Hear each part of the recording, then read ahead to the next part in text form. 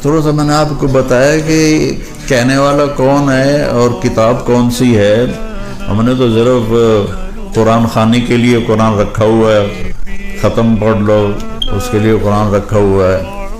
اور ہمارے بیچارے قرآن جیسا مظلوم کم از کم بر صغیر میں تو شاید ہی کہیں ہو، بالکل ان پڑھ خطیب بن کے بیٹھے تقریریں کر رہے ہوتے ہیں.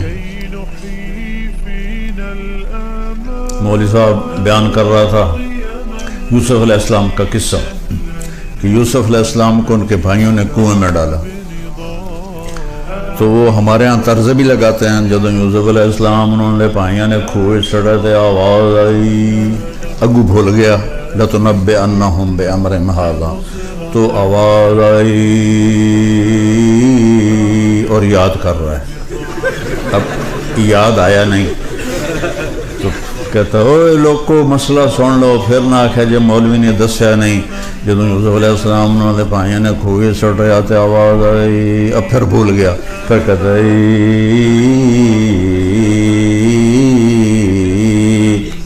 پھر یاد نہیں آیا.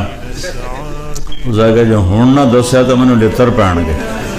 اوے سن لو مسئلہ غور نال سن لو، قرآن بیان کر رہے ہیں، میں کوئی خبراں نہیں سنا رہا. جب یوسف علیہ السلام انہوں نے بھائیوں نے کھوئے چڑھے تھے، آواز آئی کڑھم کڑھم، پانی میں گرنے تو آواز ہوتی نا، کڑھم، آواز آئی کڑھم. یہ تو قرآن کے ساتھ ہو رہا ہے. کبھی آپ نے اٹھا کے دیکھا کہ اللہ کیا کہتا ہے؟ کیا کچھ کرتے ہو، کیا کچھ پڑھتے ہو، کیا کیا پڑھائیاں کرتے ہو، ساتھ جاب بھی کرتے ہو. یہ جو ہمارے بچے آتے ہیں بیچارے جاب بھی کرتے ہیں، پڑھائیاں بھی کرتے ہیں.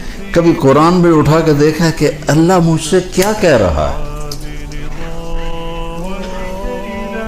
تو اللہ تعالیٰ نے کہا ہے کہ لِيَبْلُوَكُمْ أَيُّكُمْ أَحْسَنُ عَمَلًا، میں تمہیں آزما رہا ہوں. تم نے مر کے میرے پاس آنا ہے، تم میں سب سے خوبصورت عمل کون کرتا ہے. یہ نہیں کہا تم میں زیادہ عمل کون کرتا ہے، تم میں زیادہ خوبصورت عمل کون کرتا ہے. صحابہ اتنے عبادت گزار نہیں تھے جتنے تابعین تھے. صحابہ کا اتنا علم نہیں تھا جتنا تابعین کا تھا. حضرت خالد بن ولید جیسی شخصیت فجر کی نماز پڑھائی، تھوڑا سا قرآن ایک جگہ سے پڑھا، تھوڑا سا ایک جگہ سے، تھوڑا سا ایک جگہ سے، اس طرح کر کے فجر کی نماز پوری کی اور سلام پھیر کر کہنے لگے بھائی جہاد نے مجھے قرآن بھی نہ سیکھنے دیا. اور بعد میں کتنے بڑے بڑے علامہ آئے، لیکن وہ کسی ایک صحابی کے برابر نہیں ہو سکتے کہ صحابہ تھے احسن عملا، ان کا عمل ان پر نور نبوت پڑا تھا. نور نبوت کی روشنی اور ان لائٹوں کی روشنی میں تو بہت بڑا فرق ہے. تو صحابہ تھے احسن عملا. بعد کے لوگ تھے اکثر، کسی صحابی نے 40 سال فجر کے عشاء کے وضو سے فجر نہیں پڑھی، کسی صحابی نے.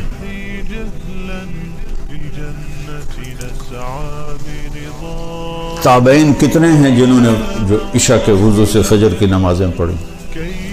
تو اللہ تعالیٰ ہمیں ہمارا پیپر ہو رہا ہے تو میں خلاصہ کر کے بتا رہا ہوں کہ ہم میں سے زیادہ خوبصورت عمل کون کرتا ہے.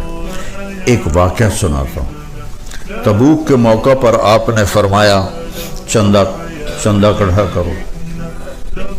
حضرت عثمان رضی اللہ تعالیٰ عنہ نے 10,000 سپاہیوں کا کھانا پینا انتظام کیا اور 300 دینار اوپر دیے.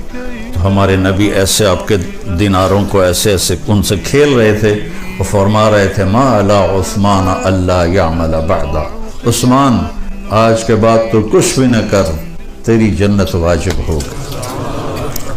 عبد الرحمن بن عوف اپنا سارا مال اٹھا کے لے کر آئے اور پورا مال صدقہ کر دیا.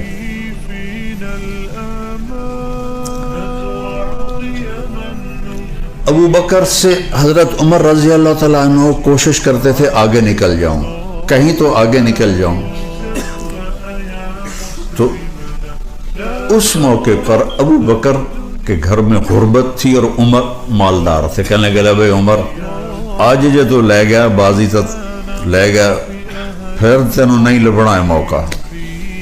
انہوں نے کیا کہ اپنے مال کو آدھا کیا اور اٹھا کے مثلا سمجھو اتنا بڑا گٹھا اٹھا کے لائے، اتنا بڑا. ابو بکر رضی اللہ تعالیٰ عنہ نے چھوٹی سی گٹھڑی اٹھائی ہوئی اور وہ لے کے آئے. اب دونوں مال سامنے پڑے ہوئے ہیں، ایک یہ مثال ہے اتنا ہے، ایک اتنا ہے، تو اندھے کو بھی نظر آ رہا ہے ابو بکر تھوڑا لایا ہے اور عمر زیادہ لایا ہے. اب اگر سوال میرے نبی یہ کرتے عمر کتنا لائے ہو، ابو بکر کتنا لائے ہو، تو ابو بکر ہار گئے تھے اور عمر جیت گئے تھے. اور اللہ اس رسول کو پتہ ہے کہ اصل قصہ کیا ہے، تو آپ نے سوال ہی بدل دیا جو اس موقع کا ہے ہی نہیں، بنتا ہی نہیں. عمر پیچھے کیا چھوڑ کے آئے؟ اور کوئی میں مدارس اللہ میرے ذریعے سے چلوا رہا ہے، کوئی ہمیں آ کے چندہ دیتا ہے تو ہم پوچھتے ہیں جی کتنے ہیں. یہ پوچھ سکتے ہیں کہ پیچھے اور بینک میں کتنے ہیں. اگر یہ پوچھ لیا پیچھے اور کتنے نہ کہ اے ویڈیو میں 2 نمبر ہی کام لگ گیا تو اس میں نے فراڈیے لگ دیو. تو آپ دیکھو میرے نبی نے کیا مال کیا، عمر پیچھے کیا چھوڑا ہے. حضرت عمر جو پہلے ایسے کھڑے تو نالی اینج ہو گئے، تو ان کو پتہ لگ گیا بھائی میں ہار گیا. کہنے لگے جی آدھا چھوڑ کے آیا ہوں آدھا لے کے آیا ہوں. ابو بکر تم کیا پیچھے چھوڑ کے آئے ہو؟ کہا جی ترکت اللہ و رسولہ، میں تو اللہ اس کے رسول کو چھوڑ کے آئی ہوں، باقی سارا لے کے آ گیا ہوں. تو عمر کہنے لگے ابو بکر میں تجھ سے آگے نہیں نکل سکتا. یہ بات میری واضح ہو گئی کہ اللہ دیکھنے والا ہے کہ ہم میں خوبصورت عمل کون کرتا ہے. کثرت بھی مطلوب ہے لیکن اصل جو وزن پڑنے والا ہے وہ خوبصورتی کا ہے. قرآن میں 25 دفعہ احسن کا لفظ آیا ہے اور خوبصورتی کے لیے ایک لفظ ہے حسن خوبصورت، ایک ہے حسین بہت خوبصورت، ایک ہے احسن سب سے زیادہ خوبصورت. تو احسن کا لفظ قرآن میں 25 دفعہ آیا ہے. اور ایک آیت میں نے پڑھی تھی لَقَدْ كَانَ لَكُمْ فِي رَسُولِ اللَّهِ أُسْوَةٌ حَسَنَةٌ. آپ یہاں اچھی لائف کے لیے آئے ہیں. اتنا ہی پتا بھائی بھانڈے بھی آپ پہ ہی دھونے پڑیں.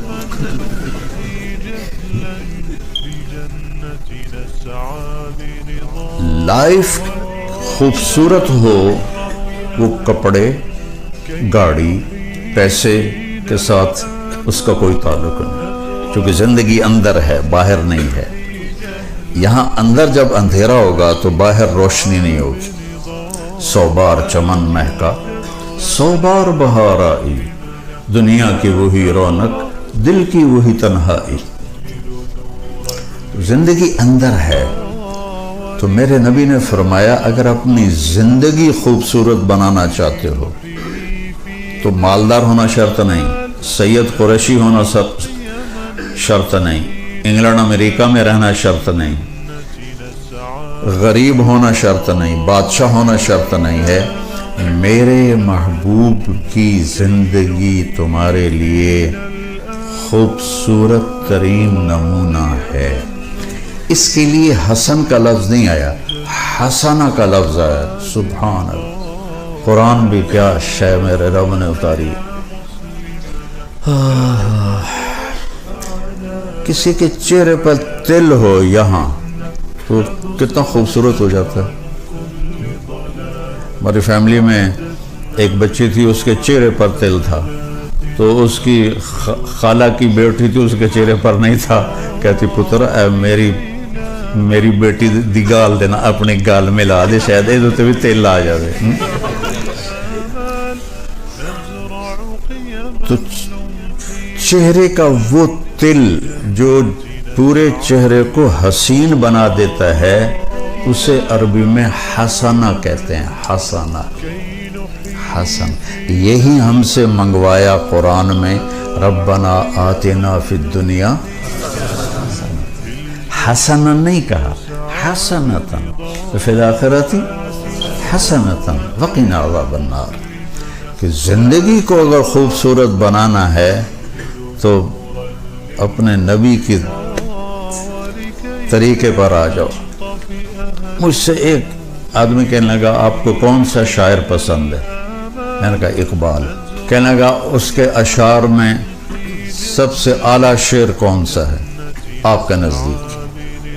میں نے کہا کہ محمد سے وفاتوں نے تو ہم تیرے ہیں، یہ جہاں چیز ہے کیا لوح و قلم تیرے ہیں۔ تو حسنا، اگر لائف اتنی خوبصورت بنانا چاہتے ہو کہ لوگ بھی دیکھ کر ان کو مزہ آئے، یار کیا خوبصورت لائف ہے، تو میرے نبی کی غلامی میں آؤ، میرے نبی کے طریقے پر آؤ، تو تم چہرے کا تل بن جاؤ گے لوگوں میں، ایسے حسین پرکشش بن جاؤ گے۔ اللہ اپنے بارے میں کہتا ہے فتبارک اللہ احسن الخالقین۔ چند مثالیں دے دیتا ہوں لفظ احسن۔ سب سے اعلیٰ حسین خالق ہے اللہ۔ ومن احسن من اللہ حکما لقوم یؤمنون، سب سے خوبصورت فیصلہ کرنے والا ہے اللہ۔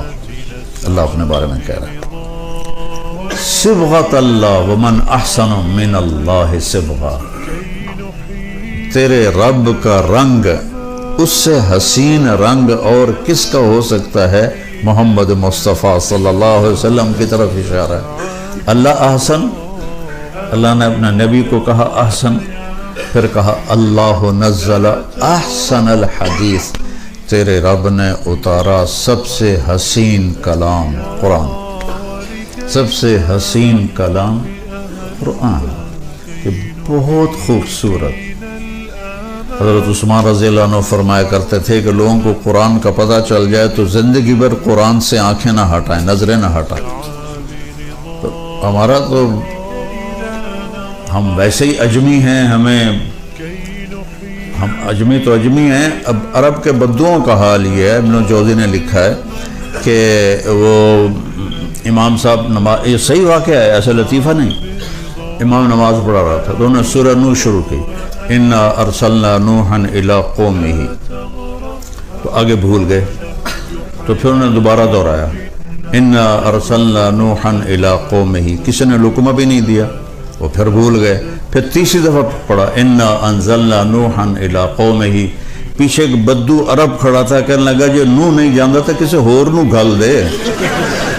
یہ صحیح واقعہ ہے، لطیفہ نہیں ہے۔ اِلَّمْ يَذْهَبْ نُوحٌ فَأَرْسَلْ غَيْرَهُ، تو عربوں نے یہ حال کیا ہوا ہے تو ہمارا کیا حال ہوگا؟